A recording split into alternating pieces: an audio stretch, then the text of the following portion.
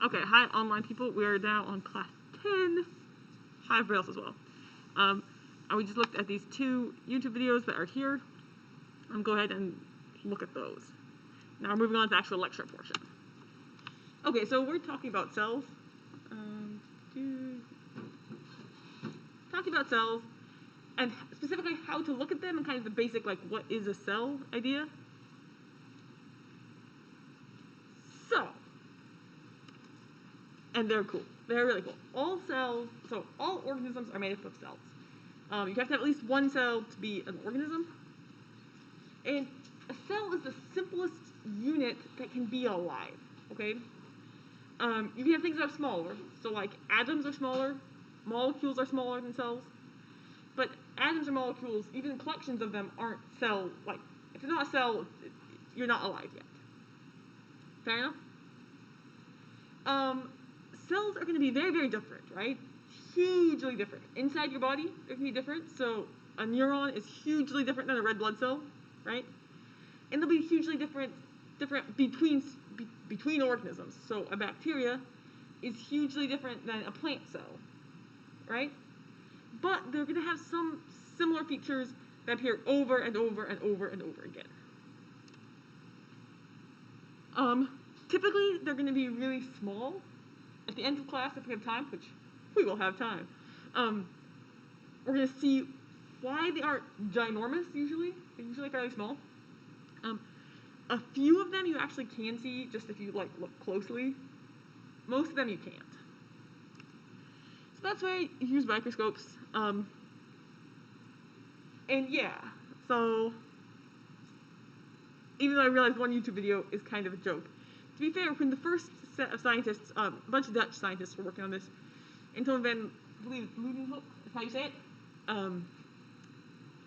He's one of the first people to get some water out of his local river, plop it under. He had lenses for telescopes, but he arranged them in a cool way, and then looked at it and was like, whoa. His notes are like, there's like plants and animals, and like who knows what else. I mean, it's in Dutch, he doesn't say that exactly, but that's the general gist of like, huh. And then he drew a bunch of these pictures, being like, there's this thing, and there's lots of them. Anyways, microscopes have come a ways since then, but you're going to use them to look at cells. So light microscopes, you're using light. And there are three main things you're going to worry about. I know you saw this, well, I hope you saw this in lab. And for those of you who have your lab book, you probably read about this in that, like, as you're going through it. But three main ideas, okay? Magnification is, well, officially it's the ratio of the object's size to its real size. So magnification of 1 is nothing, right? You're like, yeah, okay, it's the same size. If it's magnified 10 times, is that bigger or smaller than just 1? Did it make it look tinier or does it make it look bigger? Okay, you're like, dumb question. But yes, okay, you're right. It makes it look bigger, right? So 100x, the x means times. 100x is 100 times bigger than it is in real life. Or the visual, okay? What's there? So that's magnification. Magnification's great, right? You can just magnify it. Theoretically, there's no upper limit of how big you can magnify, right? You can keep going, just make it huge. Have you ever, like, downloaded a picture, your friend sends you a picture of their cat being adorable, and then you try to, like, make it bigger? Have you ever gotten to the point where you make it bigger, and then you can't see it clearly at all? But you got it bigger, right? What went wrong, right? Shouldn't the bigger be the easier it is to see? Say what? You need resolution, right? It gets fuzzy. I mean, the cat's fuzzy, but like, the picture itself gets fuzzy, right? Resolution's that clarity of image idea. Can you distinguish points? Okay? So you need magnification, yes. You need to get bigger, but you also need to be able to, it's called resolve the image. Make it, basically, you can think of it almost as like in focus, right? Make it have, it's not exactly in focus, but make it so that you can tell the difference between two spots. Fair enough? And then finally is the contrast. That's not a resolution thing, that's not a magnification thing, that's a just brightness thing. What looks dark and what looks bright. So we're gonna look at the same little cells a couple times. Unstained cells. I can't remember who was. There's somebody in class. They were looking at stuff. They'd be like, "What color is amoeba?" I'm like, "It's kind of clear." They're like, "I'm looking for clear thing." Yes, but it's a different kind of clear than the glass clear. All right. I mean, it was a good point. They're like, "Wait a second. Whoever that was, it's a good point." These cells are stained, so the contrast is different, even though the magnification is the same. Again, here, different contrast, same resolution, same magnification, but the contrast has changed, right? And then same thing here. I don't like these kinds. I mean, okay, they're cool. They're going for like the 3D effect. But you can look at them in several different ways. You can also visualize things using fluorescence, so you stain with fluorescence, basically. You'll see up here in this one that says deconvolution up here. Magnification up here is the same magnification as down here, right? The edges match. Which one's got a better resolution? Bottom, right? The resolution here is way better. Same between these two, right? Same magnification and actually same contrast as well, right? The same brightness levels, but this one's way clearer. Cool with that? Light microscopy using light microscopes, they're good, and they can see tons of stuff. If you want to like really go in and look, say, for actual little cilia on something, like really go down tiny, you almost need to use an electron microscope. It's a similar idea, except you're using electrons rather than light, but you can get some really detailed pictures. Comfortable with the concepts of how to look at stuff?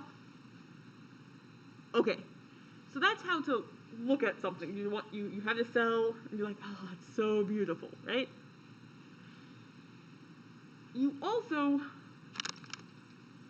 so you're a scientist, you want to look at it, but maybe you don't care about one specific cell. You want to know about something inside the cell, or on the cell, right? In grad school, I spent a fairly large portion of my life looking for a specific protein that lives on the edge of cells, on the edge of certain neurons. Its name is Syndig. You've never heard of it? Nobody's ever heard of it. You might want to look up for a protein. You might want to maybe just care about ribosomes. Maybe you just care about mitochondria, okay? You want for some special part. So it'd be cool, right, if there was like some super special scientific way to like extract just one portion of the cell, right? Like microscopic lasers or something, right? Yeah, that'd be cool. You're gonna be disappointed.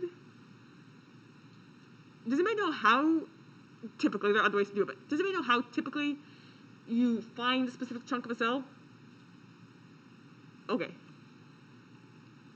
What you do is you get a whole bunch of your cells, and you dump them in a blender, like legitimately it's a little tiny blender, you're like, "Rrr!"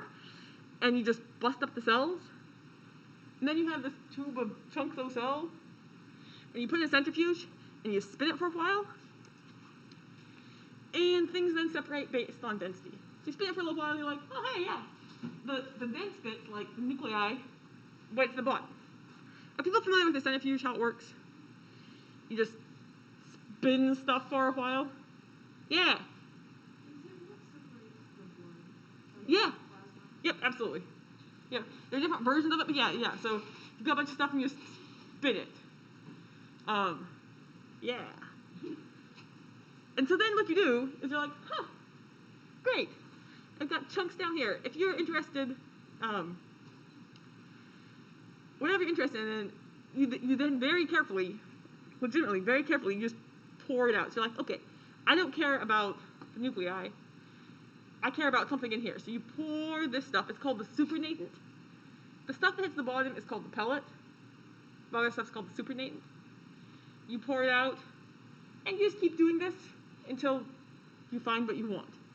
So if you're interested in the mitochondria, you pour the supernatant out and you keep the mitochondria. If you're like, no, I want the little ribosome buddies, I'm gonna pour this out, spit it down, pour it out, spit it down, eventually I get this. Does that make sense? Cool with this? That's how you do it. knock on wood, assuming we're here in November, I hope we are. We're doing okay? Nobody start coughing? You'll do this for your DNA. You'll a similar thing for your DNA. It'll be fun. And like, not to like clone you. Okay, sorry. There's questions on his face. Other questions. Has anybody here, have you guys ever extracted your own DNA? Just look at it. Okay, I'm gonna see if we can do it earlier in lab 2 just because it's cool. All right.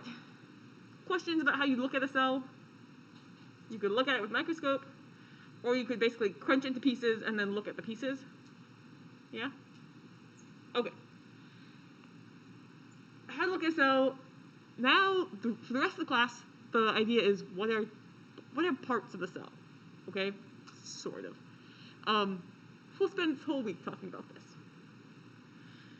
So, ignoring cells for a moment, did anybody as a child, or now, but don't tell me this now, have these like plans for if you become grand emperor of your own little tiny... Okay, I asked this in 9 o'clock class, and they're all like, nope, never. I'm like, seriously? Okay, but plans for if you became in charge of your own little country, city, town, state, whatever. Yeah? Okay, yeah, okay. This class is like, I've got plans. I've got plans for win the lottery, I've got plans for this, I've got plans for everything. Okay, cool. So you've become benevolent dictator of whatever little city, founder of whatever city-state you're going for. What kind of stuff do you want to have? Like you're gonna organize this from scratch. What do you need?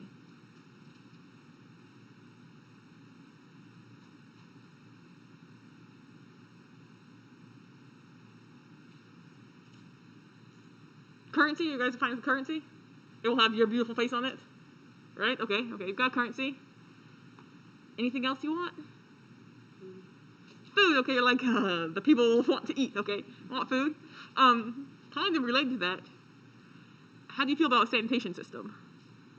Yeah, I better have that too, right? It's not super glamorous, but you need it. Okay, you got a sanitation system. Anything else? A wall. You want some level of... Who's that? Did you say that? You said, okay, sorry. I heard it from this side. Yeah, you want some edge of like... Inside this, I'll patrol it, keep the wolves out, the wolverines, I don't know, rabid porcupines, whatever it is outside, we're being safe inside. Yeah, you want some sort of wall, or at least boundary marker. Anything else? Question though, question, so I'm now on the rabid porcupines. You've got to keep the rabid porcupines out, it's a problem. Do you want your wall to be impenetrable by everything and everybody? Why not? Yeah, you want to be able to leave, get stuff in and out. Yeah, fair enough. Okay. Yeah, so you got a wall, but you also have gates there somewhere. Excellent. Anything else we want? Say what? Postal service. We're going to move stuff around, right? Like letters, but also stuff. Yeah, that's a good point. Anything else? Power. Yep. No, it's good. Thank you. I love it and I hate it at the same time because, like, the analogy is really good, but it's not the only thing. Anyways, yes, it's not the only thing in the cell. I think, anyways, there are many other things in the cell too. Somebody else have a thought? Yeah. Transportation. Yeah, you're gonna try to shove people and goods around. Excellent. Say what? Hospital, right? Like, if something breaks, we should try to fix it.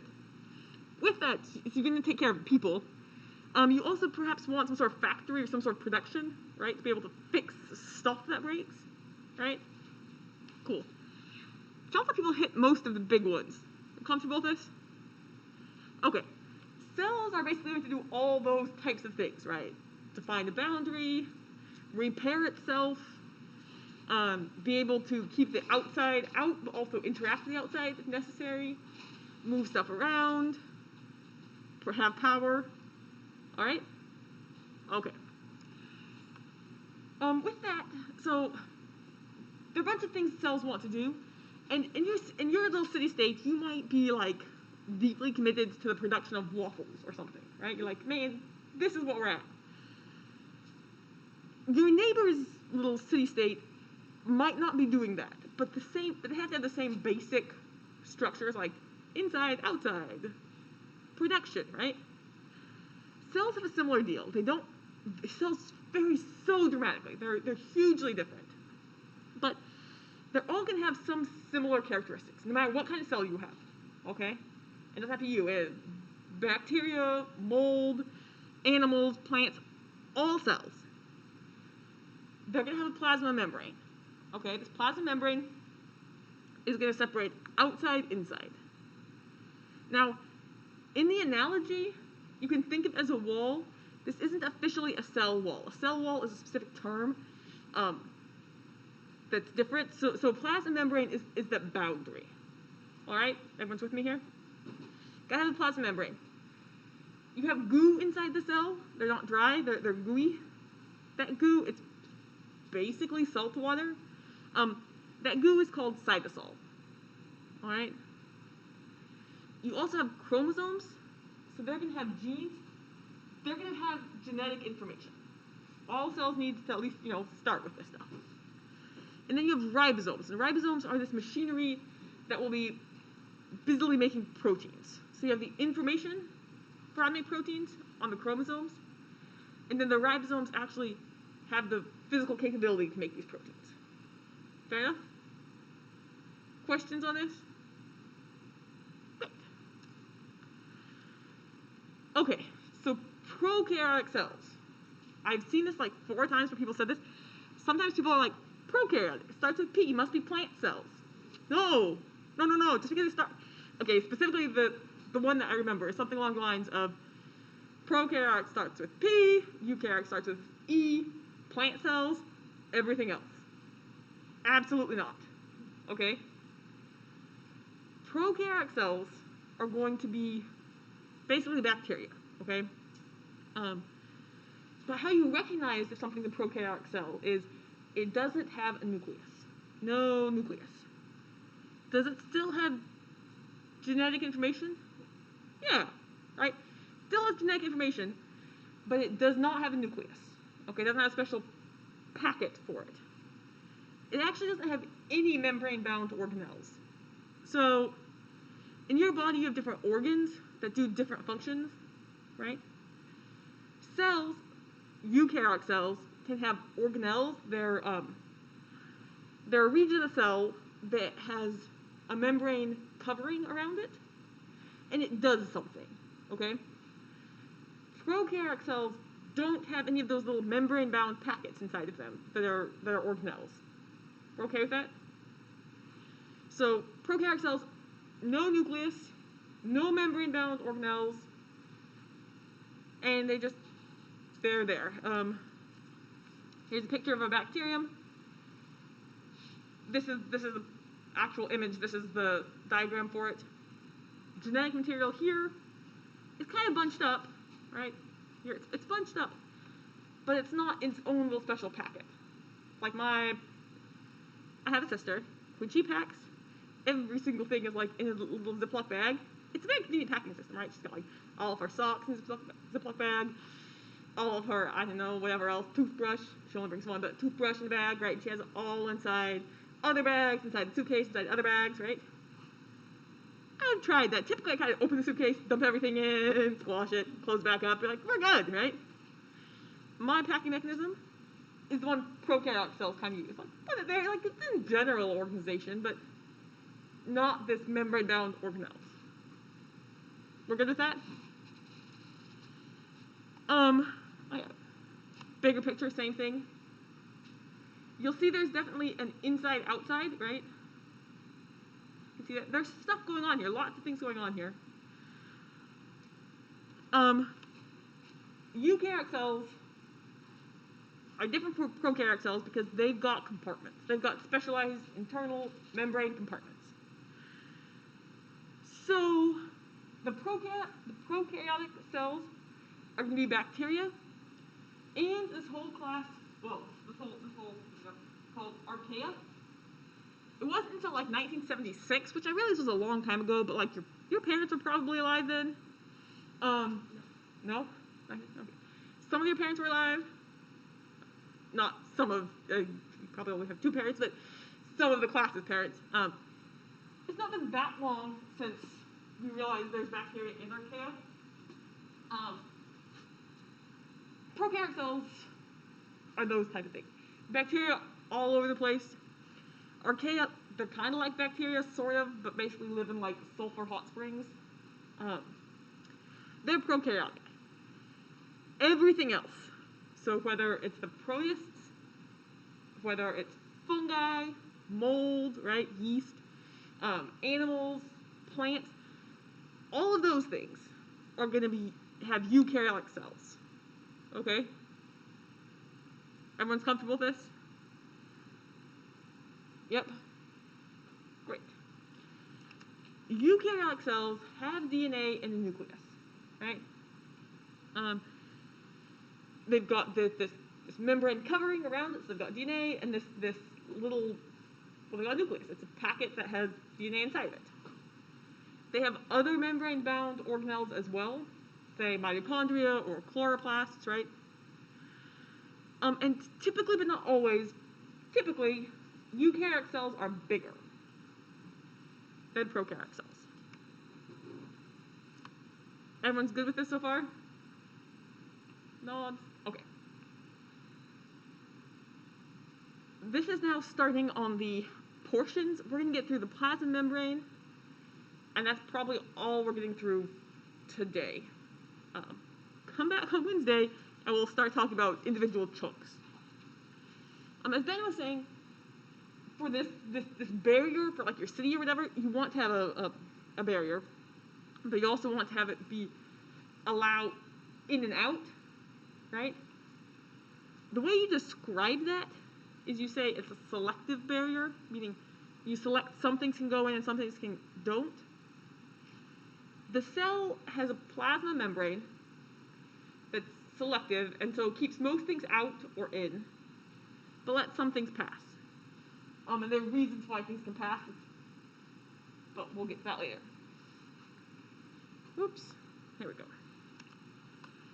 Looking at a picture here that's outside the cell, inside of the cell, note the differences. Yeah, lots more chunks inside the cell. Do you see right here the plasma membrane? It looks like it's 2 stripes. Why not just have one really big thick stripe? Anybody know why we're seeing 2 stripes? Want to take a guess? Better question. Anybody know what the plasma membrane's made out of? Phospholipids, yeah. I don't know who said that. Hi, sorry. I'm trying to like engage with the class, and I'm so glad you're wearing your masks. I'm so glad. You guys are doing a really, really good job. But I also can't tell who talks, and I also can't tell like if you're have that like the confused face, right? I can't read it quite so well here. Sorry. But yeah, okay. Phospholipids, yeah. So you're seeing that phospholipid bilayer, right? Remind me, does the phosphate part like water, or is it afraid of water? It likes water, right? So up here, this dark black bit, you're seeing the phosphate heads, and they like this water here. There's a whole bunch of water in here too. They like this part here. And then the lipid part's smooshed up in here. Right, so that double-sided sticking together like that the whole way along. Yeah? Questions about that? We're okay with this? Okay. I am going to draw on the board. I'm going to draw on the board, and I have slides that talk about it too.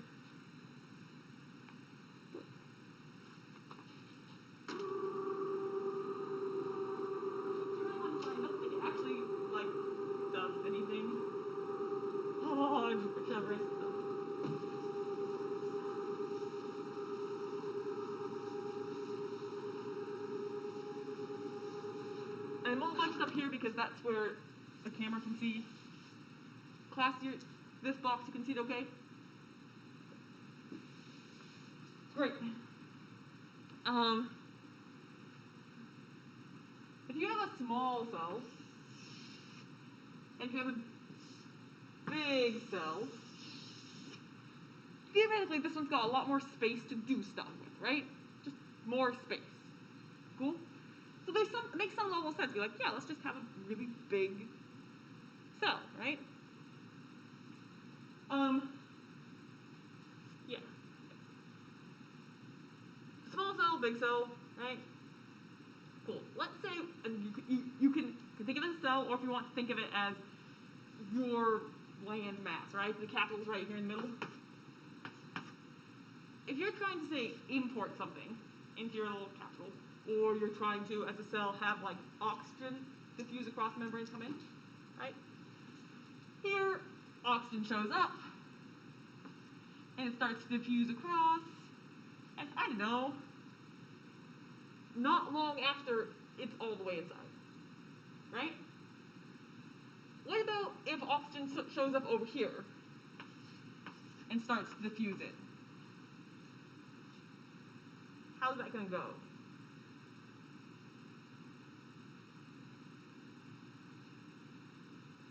In the same amount of time, right?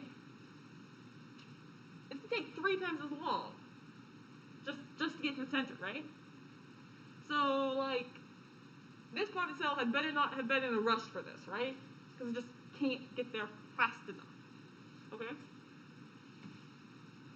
But maybe you have a lot of area that you want to do stuff with, right?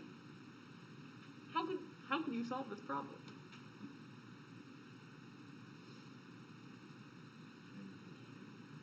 Change the shape. You're like, you know what? Dang, I want more edges, right? There are theoretically lots of ways you can do it. So like, you go the amoeba route with like lots of processes. If you're okay going multicellular, the way to do it is just to have lots of little cells. So to take the same amount of space,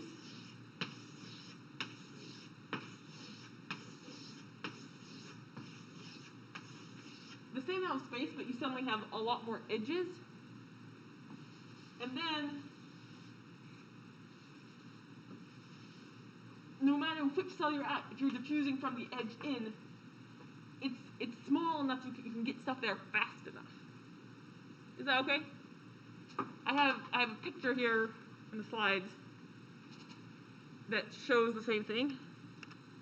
I realize I'm beating this concept to death, but it does set up why you don't see like massive ginormous cells, or why single-celled organisms are small. They kind of have to be small.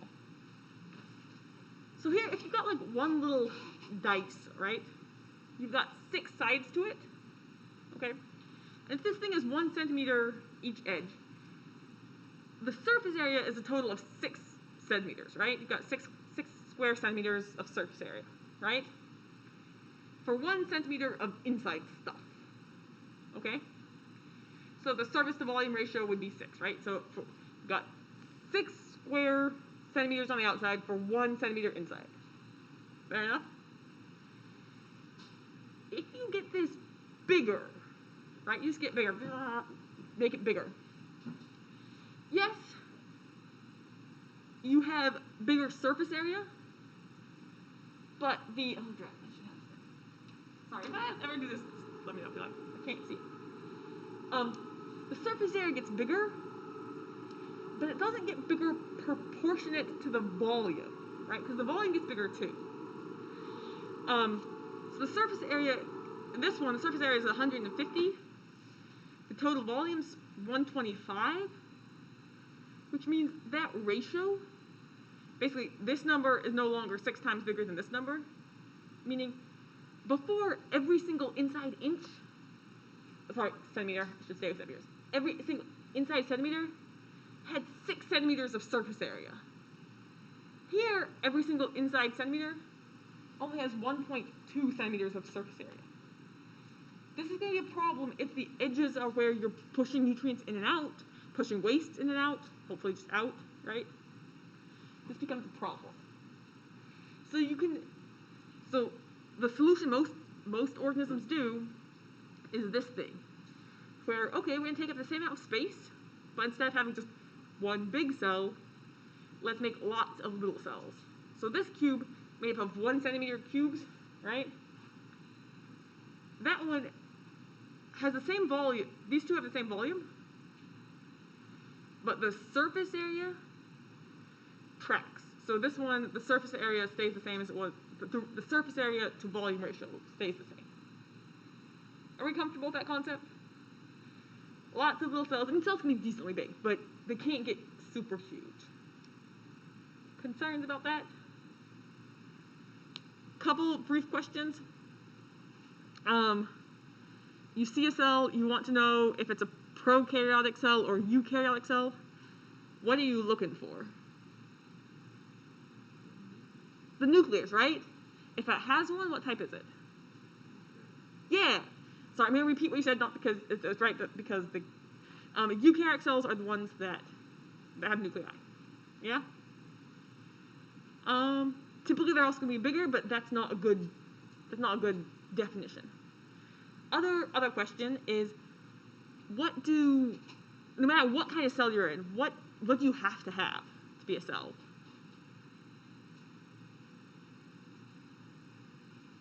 Do you have to have mitochondria?